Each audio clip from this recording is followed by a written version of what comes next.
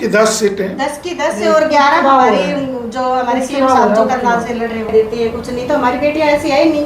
वो तो आगे बढ़ चढ़ गई। इतनी आगे चाहा कि वर्ल्ड की वो 5वीं अर्थव्यवस्था बनी। वो आप बच्चियों को आगे पढ़ा लिखा के और उनको कामयाब करने की कोशिश। जय हिंद दोस्तों, नमस्कार। लोकसभा इलेक्शन बिल्कुल चरम पे है। गर्मी वातावरण में बढ़ रही है, लेकिन उसके साथ साथ लोकसभा का जो इलेक्शन है उसमें भी धीरे धीरे तेजी और गर्मी आती जा रही है। आज हमारे साथ जो बीजेपी के दो नेता है स्थानीय यहाँ के, और हमारे साथ पत्रकार है आपकी खबर से आकाश नापा। हमारी जो मुलाकात हुई हम बात करेंगे अभी जो बीजेपी के जो स्थानीय नेता उनसे भी। तो दोस्तों, सबसे बड़ा सवाल यह है क्योंकि देश की सबसे बड़ी पार्टी है बीजेपी, जो कहती है कि बेटी बचाओ बेटी पढ़ाओ। ऐसे में मैडम से कुछ सवाल करेंगे, क्योंकि अगर महिलाओं की बात करें तो 50% वोट जो है महिलाओं के हैं। और सबसे बड़ा सवाल यह है कि बीजेपी पार्टी ने आखिर महिलाओं के लिए क्या किया है। इसी सवाल के साथ सबसे पहले मैडम पुनिया जी से जुड़ते हैं। मैडम जी, मेरा नाम प्रोमिला पुनिया, हिसार जिले की लाभार्थी सह संयोजक है। जो कि लाभार्थी जो हमारी मोदी सरकार में जिनको लाभ मिला है उनके पास जाके और उनसे उनका कैसे पूछना ये होता हमारा लाभार्थी सह संयोजक हूँ। और मेरी आम जनता से मीडिया के माध्यम से यही अपील है, 25 तारीख को सुबह नाश्ता बाद में करें और सबसे पहले वोट डालने जाएं और अपने आस पड़ोस के सबको वोट डालने के लेके जाएं, क्योंकि मतदान हमारा जन्मसिद्ध अधिकार है। हमारे दर्शक सबसे पहले ये जानना चाहते हैं कि जो बेटी कहती है बेटी बचाओ बेटी पढ़ाओ, उसने अपने 10 सालों में बेटियों के लिए क्या कुछ किया है? बेटियों के लिए सुकन्या योजना चलाई गई है हमारे भारतीय जनता पार्टी ने। और महिलाओं को जैसे 33% आरक्षण हमारे वहाँ सांसद में दिया, इसलिए महिलाएं भी बढ़ चढ़ के भाग लेंगी। और बेटियों की जैसे सुरक्षा के लिए कहीं भी आ जा सकती हैं, इतनी अच्छी सुविधा दे रखी क्योंकि उनको कोई डर भय नहीं रहा। मैं चाहूँगा कि महिलाएं बीजेपी के साथ क्यों आए। महिलाएं बीजेपी के साथ इसलिए आई क्योंकि देखो उनको हर प्रकार की सुविधा मिल रही है। एक तो 33% आरक्षण मोदी जी ने दिया जो आज तक किसी ने नहीं दिया था, अभी तक नहीं दिया। सांसद में जाने का काम, अगर कोई महिला बढ़ चढ़ के आगे चलती है, काम करती है, राजनीति घर के चूल्हा चौकों से निकल के अगर राजनीति, मैं भी एक महिला हूँ, राजनीति में अगर अपना काम अच्छे से अपने हर किसी को जैसे किसी से मिल के, मैं भी बेटियों के लिए ही काम कर रही हूँ, महिलाओं के लिए काम कर रही हूँ। कोई गरीब महिला हो, कोई ऐसा ये महिला हो जो जहाँ हम देख के ये जिनकी आवाज़ हम अपनी मोदी सरकार में हमें मोदी तक पहुँचा सके अपने संगठन के माध्यम से। और महिलाएं अपना सब कुछ जो चूल्हा चौकों के ऊपर निछावर थी, वो जो पढ़ी लिखी महिलाएं, गाँव में पढ़ी लिखी महिलाएं जो रह जाती, वो अपना आगे आके बढ़ चढ़ के और अपना अच्छे से काम सुचारू रूप से। बड़े बड़े दावे किए जाते हैं पार्टी की तरफ से, गैस सिलेंडर के हो या कई योजनाएं हैं जो लड़कियों के लिए महिलाओं के लिए चलाई, कहाँ तक धरातल पे सही साबित हुई है? आप लोग देख ही रहे हो कहाँ तक है, क्योंकि हर घर में गैस सिलेंडर पहले लकड़ियाँ, गीली लकड़ियाँ भी, जब आगे बारिश का मौसम आएगा, बारिश के मौसम में लकड़ियाँ जलती नहीं है, गोसे मिलते नहीं है। शहरों में कई जगह ऐसा भी हो जाता है। अब हर गांव में भी पहले चूल्हे के ऊपर रोटियां बनाते थे, अब हर घर में जाके आप देख लो, हम घर में घर जाते हैं, इलेक्शन के टाइम में भी जाते हैं, वैसे भी हम जाते हैं, लोगों से मिलते हैं, तो हर घर में गैस सिलेंडर है, बिल्कुल गरीब घर से। सभी को नमस्कार। मैं रामचंद्र गुप्ता, संयोजक हिसार विधानसभा भाजपा।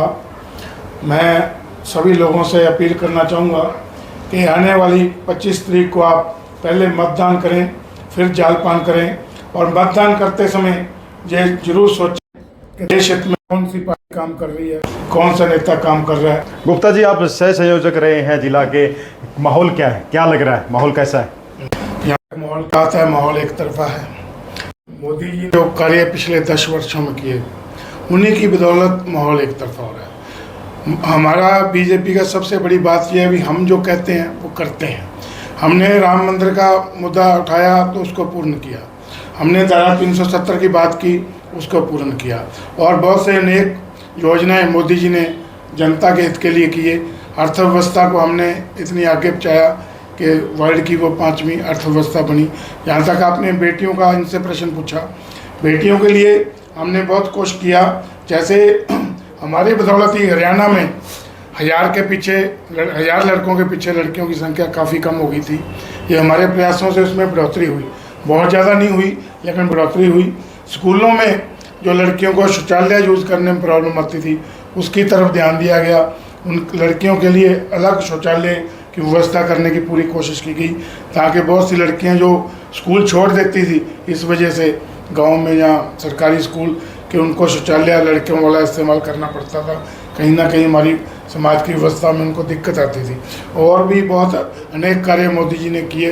उज्ज्वला योजना लेडीज़ के लिए शुरू की, ड्रोन दीदी लखपति दीदी बनाने की योजना भी की, और अन्य बहुत सी योजना जिसकी बदौलत हम ये सोचते हैं कि मोदी जी को देश की जनता पूर्ण समर्थन देगी। गुप्ता जी, हर बार मोदी जी के नाम पे वोट मांगते हैं आप लोग, क्या आपको कभी लगा कि आपके जो स्थानीय नेता है या जो सांसद हैं उनको भी ग्राउंड में उतर के कुछ करना चाहिए था?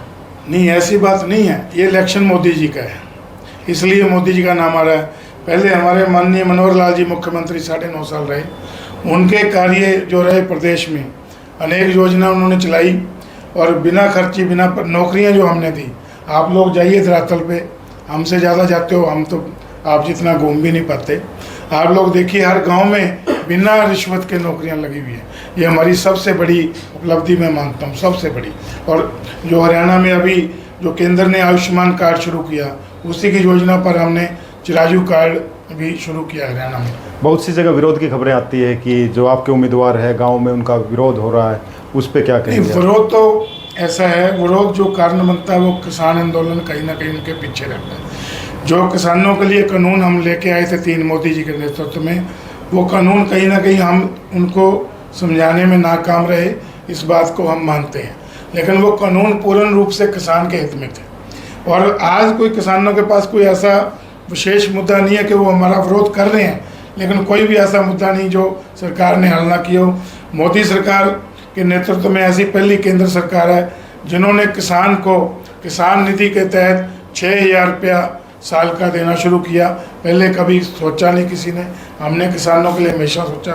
किसान हमारे लिए प्रायोरिटी पे है, मोदी जी के लिए, मनोहर लाल जी के लिए, उसमें कहीं भी कोई शंका की बात नहीं। विपक्ष अग्निवीर जो योजना है उसको भी मुद्दा बना रहा है, क्या कहेंगे इस बारे में? नहीं, वो विपक्ष का तो काम है देखो मुद्दे बनाना, लेकिन अग्निवीर योजना भी आने वाले समय में देश के लिए बहुत लाभदायक होगी, हमारा ये मानना है। पुनिया मैडम, क्या कहेंगे? महिलाओं में कितना जोश है इलेक्शन को लेके? आप जाते होंगे गांव में, शहर में, क्या लग रहा है, महिलाएं आपके साथ हैं? हाँ जी, पूरी महिलाएं हमारे साथ हैं। कम से कम भी 100-150 महिलाएं तो आज मैंने भी भेजी हैं जो घर घर डोर पे डोर करेंगी।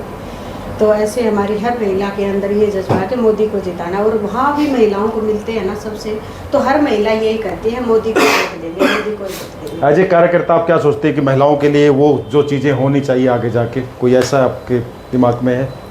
एज ए कार्यकर्ता मैं यही सोचती हूँ कि महिलाओं एक तो सबसे मतलब ये होए कि जो भी पढ़े लिखे बच्चे हैं वो आगे बढ़ के अपने माँ बाप से, सभी से, पेरेंट्स से ये है, मतलब सभी पेरेंट्स से यही गुजारिश है कि वो आप बच्चियों को आगे पढ़ा लिखा के और उनको कामयाब करने की कोशिश करें। क्योंकि कई होता है 10th के 12th के बाद आगे पढ़ाते नहीं हैं। मेरे सभी पेरेंट्स से यही दरखास्त है कि उन बच्चियों को अच्छे से पढ़ा लिखा के आगे और उनको अपने पैरों पर खड़ा होने के लिए उनको प्रेरित करें, उनका साथ दें।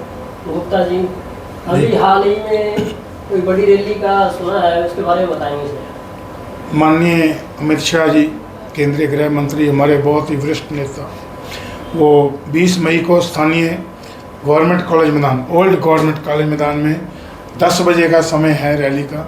उसमें हम पूरा जोर लगा रहे हैं कि ज़्यादा से ज़्यादा संख्या में लोग उसमें पहुँचें और उनको विचारों को सुनकर लाभ उठाएं और वो बताएंगे कि मोदी जी को वोट क्यों दें।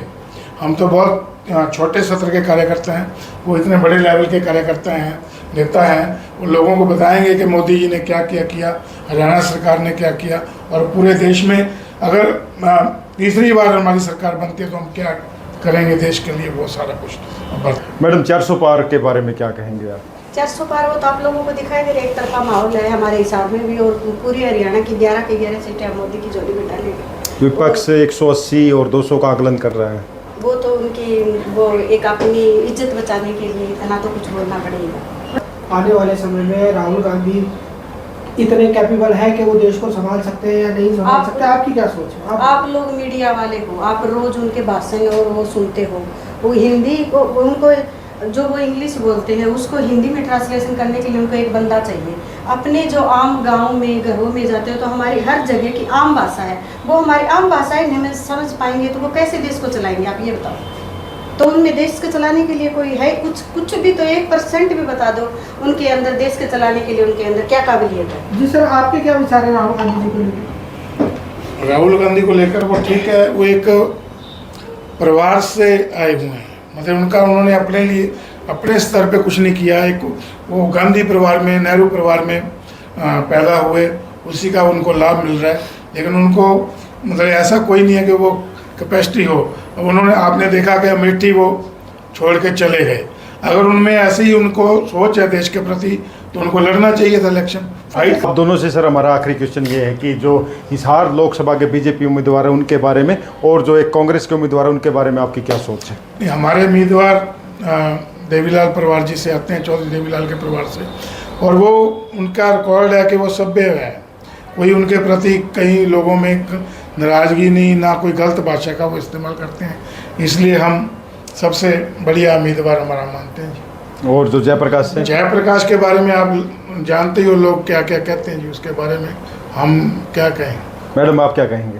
एक तो हमारा सबसे बढ़िया यहाँ का जो उम्मीदवार है वो ये देखो, हर महीने की 5 तारीख को हिसार में आता है रेगुलरली 16 सालों से, तो जहाँ हजारों की भीड़ में लोग इकट्ठे होते हैं और उनके हर किसी के काम, छोटे मोटे बिजली की प्रॉब्लम होगी, उसी टाइम आपको किसी को फ़ोन कराना हो, कुछ भी करना हो, तुरंत उनकी प्रॉब्लम का सोल्व करते हैं। हमारे सांसद तो वो आज हमारी टिकट से हम सांसद उसको बनाएंगे, लेकिन वो हमारे बीच में हिसार में रेगुलर पिछले 16 सालों से हमारे, इसलिए हमारे हर जनता की जुबान के ऊपर उनका नाम है और बहुत लोकप्रिय और बहुत ही सभ्य आदमी है, और देवीलाल जी के सुपुत्र हैं। देवीलाल के ऐसे सुपुत्र वो ही हैं जो देवीलाल के कदमों पे चलने वाले दिख रहे हैं। दोनों से हमारा एक सवाल है कि इस बार हरियाणा में कितनी सीटें? 10 में से 10 सीट हरियाणा में बीजेपी जीतेगी, गारंटी के साथ जीतेगी। गारंटी के साथ 10 की 10? हाँ जी, 10 10 के 10। देखा आपने कि ये तो सब बताएगा कि कितनी सीटें आएगी, 4 तारीख को पता लग जाएगा कि 10 है या कितनी। हम चलते हैं अगले पे, आप ऐसे ही हमारे साथ बने रहिए। हमारे साथ आज आकाश नापा भी थे आपकी खबर से, और मिलते हैं अगले अपडेट पे। मैं देव आजाद, कैमरा पर्सन अमन के साथ। जय हिंद, जय भारत।